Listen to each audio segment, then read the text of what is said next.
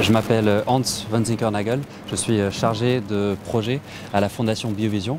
Nous sommes une fondation suisse basée à Zurich et nous luttons pour la transformation des systèmes alimentaires pour qu'il y ait une production agricole qui soit plus durable et aussi une production et consommation plus équitable dans le monde. Et nos champs d'action sont en Suisse, à l'international, où nous faisons du plaidoyer, notamment dans différents forums des Nations Unies, ainsi qu'au travers de nos partenaires en Afrique de l'Est et Australie. En fait, on se réjouit parce qu'on sait que le Forum africain des systèmes alimentaires est un forum où se retrouvent beaucoup d'acteurs dans le mouvement de transformer les systèmes alimentaires.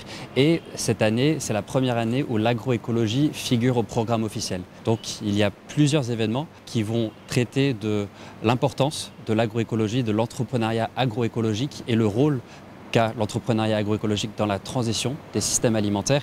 Donc on a trouvé qu'il était important d'organiser cet événement en parallèle et de réunir les acteurs de la finance et de la politique pour discuter de comment on peut avoir un cadre réglementaire qui est propice à la transition et aussi avoir des financements qui permettent aux entreprises de pouvoir faire la transition vers des modes de production plus durables et équitables. Alors déjà, on trouve que c'est très important de réunir ces acteurs dans une même salle. On n'a pas toujours l'occasion de tous se réunir. Le partage de connaissances est extrêmement important et très enrichissant.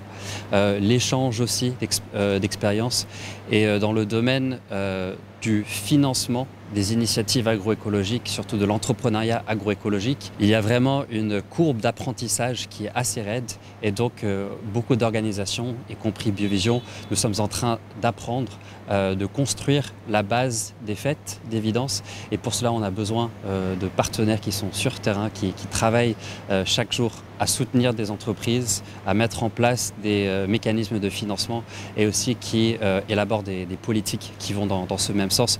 Donc pour nous, c'était l'occasion où beaucoup d'acteurs se réunissaient déjà et on voulait avoir cette discussion en parallèle, mais bien sûr faire un lien avec la thématique de cette année du Forum des systèmes alimentaires qui soulève l'importance de la jeunesse et l'entrepreneuriat dans la transition des systèmes alimentaires. Il est important de noter que nous travaillons surtout au travers des partenariats qu'on a avec des organismes de la société civile, avec des structures d'appui aux entreprises basées en Afrique. Et c'est surtout en soutenant nos partenaires que nous essayons de mener à bien nos efforts. Aujourd'hui, on a eu un dialogue très constructif.